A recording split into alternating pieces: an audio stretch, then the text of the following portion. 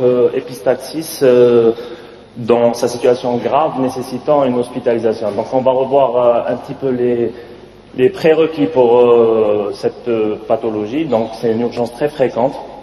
C'est un saignement, l'épistaxis c'est un saignement par les fosses nasales qui peut être antérieur par les fosses nasales ou bien postérieur par le rhinopharynx.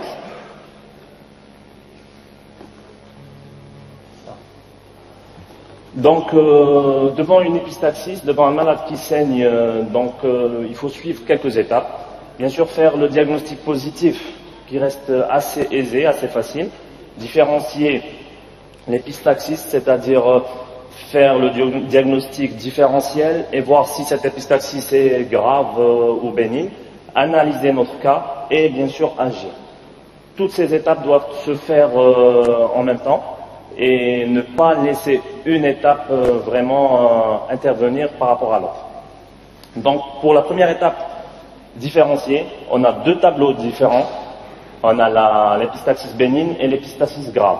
Pour la bénigne, l'écoulement est peu abondant, généralement goutte à goutte, par une seule fosse nasale. L'examen est assez facile. Le siège du saignement est aisément retrouvé. En général, il est antérieur, c'est la fameuse tache vasculaire. Donc, le plus important dans l'épistaxis bénigne, c'est qu'elle ne représente pas de retentissement sur l'état général de notre patient. Pour l'épistaxis grave, donc on a quelques points à soulever, c'est son abondance. L'abondance, on peut retrouver quelques définitions qui parlent de 1,5 litre ou une abondance qui va être quantifiée, mais réellement, on ne peut faire cette quantification que par l'examen clinique soigneux, par la fréquence cardiaque, la tension artérielle, les sueurs, la pâleur et les signes qui peuvent s'installer de choc. Donc toujours le volume, l'appréciation est faite par le patient qui peut être exagéré ou bien sous-estimé par exemple la déglutition et, du sang. Donc la durée c'est soit la durée du saignement ou bien la répétition de cet épisode. Les pathologies susceptibles à décompenser, par exemple les coronaropathies, les sténoses cardiaques et toute pathologie qui peut se décompenser par déplétion sanguine.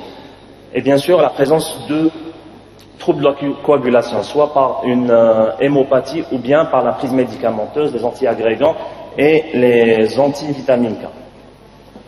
Donc la deuxième étape, c'est d'analyser cette épistaxis, donc son importance, les tares associées, l'étiologie. Et l'étiologie, donc c'est la cause, elle doit être rapidement évaluée et le traitement rapidement aussi institué. Donc le geste, c'est agir, faire l'hémostase, prévenir les chocs et prévenir une décompensation d'une tare. Et bien sûr, calmer notre malade et le sédater.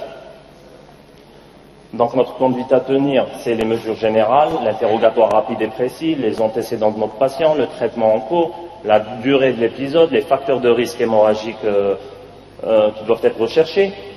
Donc aucune de ces étapes ne doit retarder la prise en charge. Donc s'il y a une hospitalisation, bien sûr, faire notre voie d'abord, calmer et mettre le patient au repos. Donc d'une manière didactique, on peut classer l'ordre de croissant en fonction de l'abondance de l'épistaxis. On peut classer par grade les gestes d'hémostase. En fait, on a fait ici un grade 1, 2, 3 et 4 selon le geste et la complexité du geste et on va dire selon qu'il soit invasif ou non. Pour le grade 1, c'est la simple compression bidigitale qui consiste à comprimer l'aile du nez pendant 10 minutes. Le tamponnement vestibulaire consiste à mettre des mèches, soit du coton, dans les narines, et les cautérisations chimiques de la tache vasculaire, chimique par nitrate d'argent, ou l'électrocoagulation par une pince bipolaire, ou bien même quelques centres qui font ça avec du laser. Dans le grade 2, ça reste le méchage antérieur, c'est-à-dire combler toute la fosse nasale soit d'une mèche ou d'une bande à gaz, ou bien par un matériel destiné à cette fonction, par exemple le myrocell.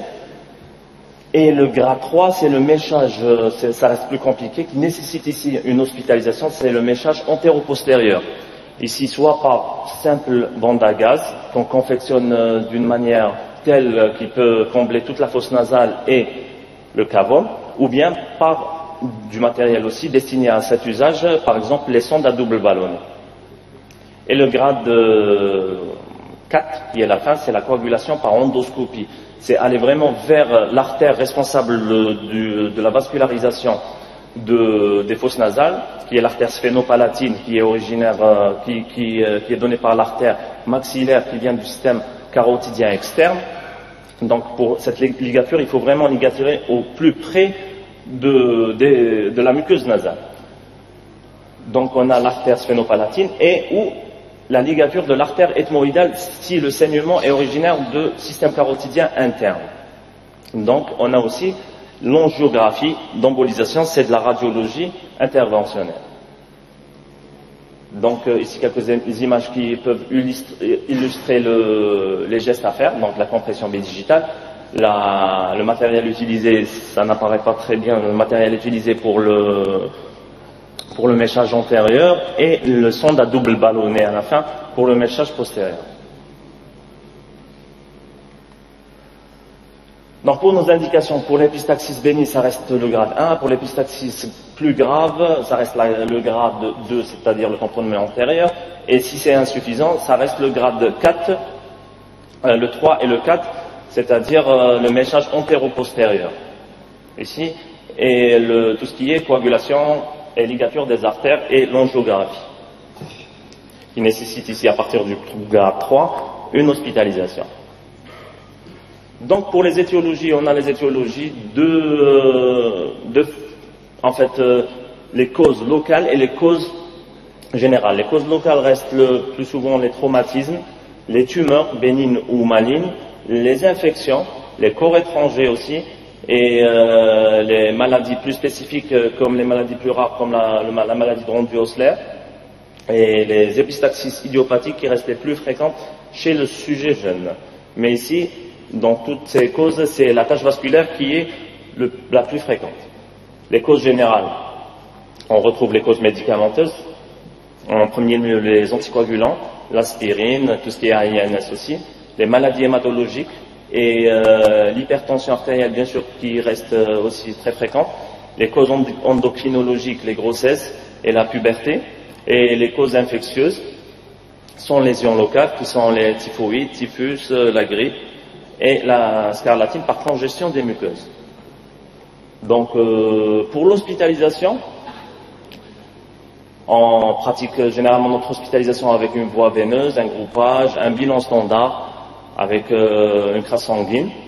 Quelques cas particuliers où il faut administrer un traitement particulier qui reste les transfusions sanguines, les concentrés plaquettaires, les plasmas frais congelés et tout ce qui est vitamine K et en cas de surdosage aux accidents plutôt aux AVK. Donc en conclusion, l'épistaxis est une des urgences les plus fréquentes dans la pratique quotidienne. Son évaluation doit être précise et la répétition ne doit pas être négligée aussi. Et tout patient consultant pour une épistaxis doit bénéficier d'un examen clinique complet et exploration à distance afin de déterminer l'étiologie. Voilà. Abonnez-vous à la chaîne Post Air Vision sur YouTube pour être au courant de l'actualité.